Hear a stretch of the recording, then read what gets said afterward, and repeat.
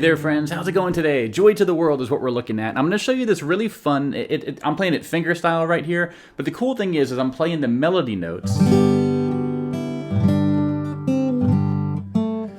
in a way that you can kind of combine with the chords. So it's going to be super cool. I'll teach you both at once, really, and we can have some fun with this one. So let's zoom on in and learn this one. I have the tabs written out, this nice handmade PDF I have. Now, the printout for this is available over on my site, songnotes.net. This and all the other traditional Christmas songs, right? All those classics that have been around for hundreds of years, they're public domain songs, so I can give them away as part of membership on my site. If you're interested, right? Members get access to all these traditional song PDFs, plus all my other courses, extended videos, cheat sheets I've made, and you also get a discount on all the licensed song sheets for more modern songs. So I have a bunch of stuff. Check that out, songnotes.net. But let's zoom on in and have some fun with this one for Christmas time. Okay, so there's 5 lines total. Here's the first line. The fun thing about this song is the melody, right? That's all just the G major scale. This is a G, this is our starting note, and we're going to end down here on this G, which is our ending note. So basically, we're just going down the G major scale, right?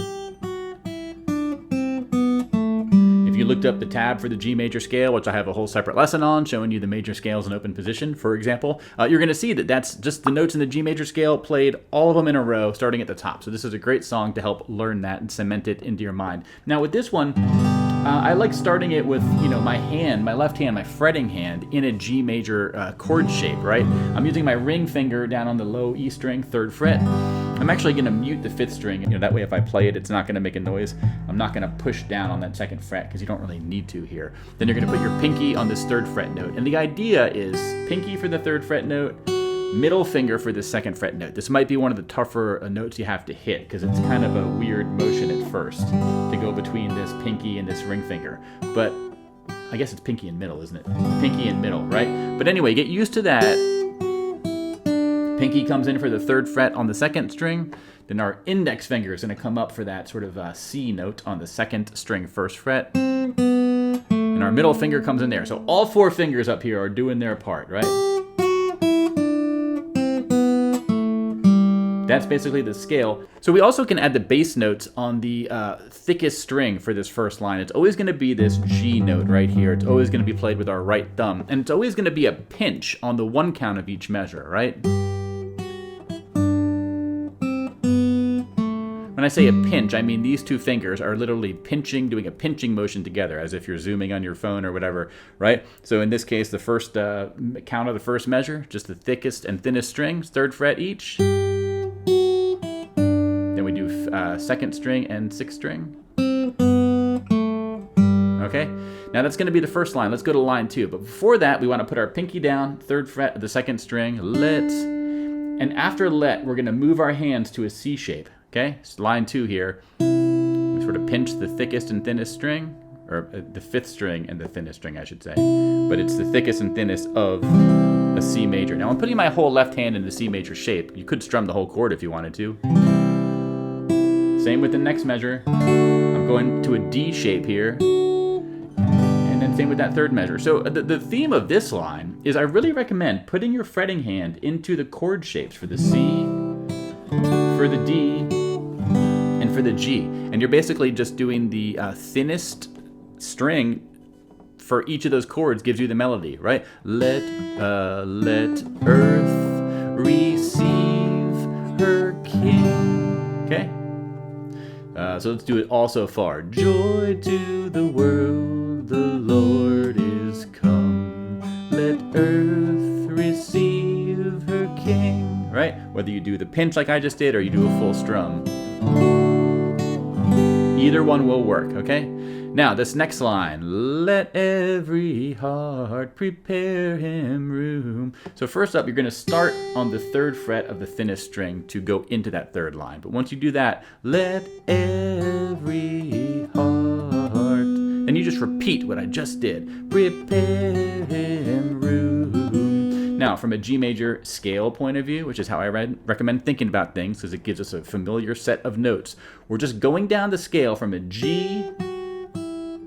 We're playing this note twice, this 3rd fret note on the 2nd string. This is a D note. And And then we're ending the scale on the open second string, which is a B. So we're not doing the full G major. We're going from the root down to the major third, right? We're not doing to that second and back to the next root, right? So G, F sharp, E, D, D, C, B. Or if we spoke in scale degrees or intervals where 1 is our root note, our G, right? 1, 7, 6, 5, 5, 4, 3. 1, 1, 7, 6, 5, 5, 4, 3. Okay?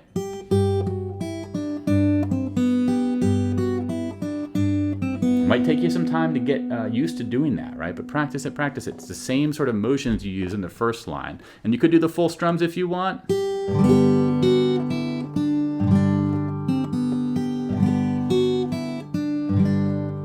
If you do those full strums, just notice when you strum the second and fourth measure on the 1 count, you want to stop your strum after the second string. You want this to be the thinnest note you strum, right? Because let every heart, you want this note, you want nothing higher in pitch than this note to ring out, okay? Respare him room. All right, here, let heaven and nature sing. This is mostly going to be on the second and third string, actually. Okay, so let's start with this first half. It's all, right? Just a 3-note cluster. From a B to a C to a D. If we go by notes, if we went by scale degrees, this would be the 3, 3, 4, 5, 4, 3, 2, 2, 2, 2, 3, 4, right? Now for the D, you could do it like this.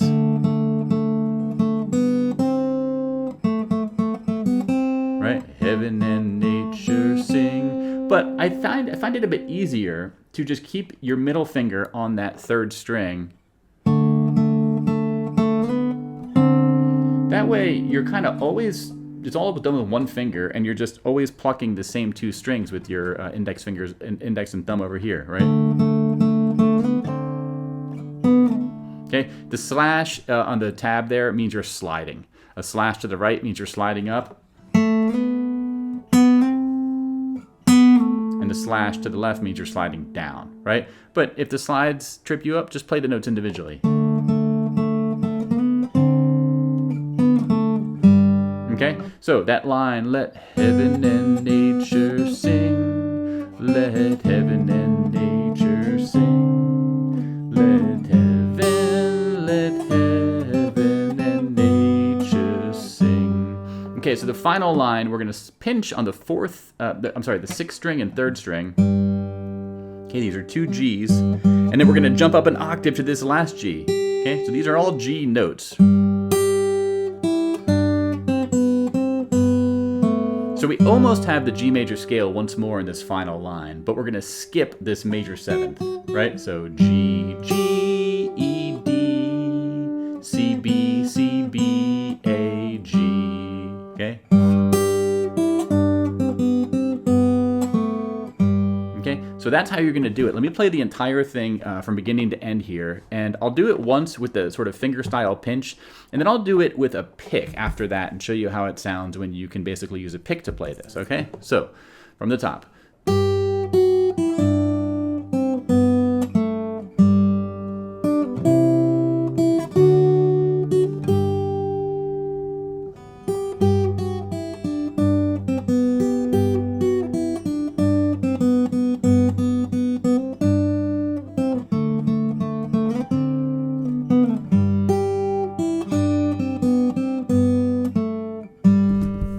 Now let's do it with a pick, right?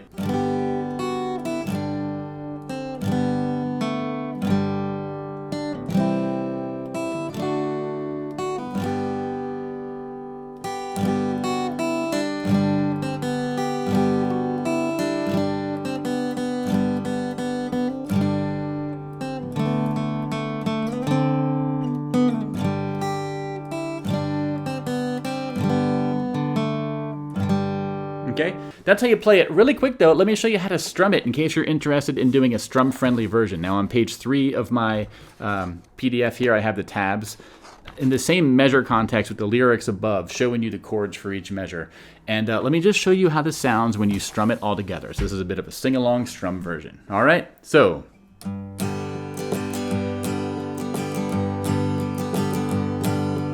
Joy to the world, the Lord is come. Let earth receive the King. Let every heart prepare Him room. Let heaven and nature sing. Let heaven and nature sing. And heaven and nature sing. Joy to the earth, the Savior reigns. Let men.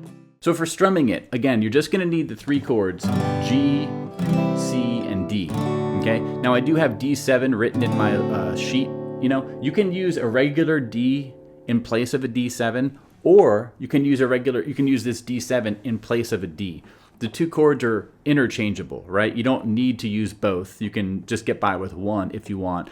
But if you do use both, it's going to add a little bit more nuance to your playing, right? Because that D7 has a slightly different sound than the D, but it's only slight, okay?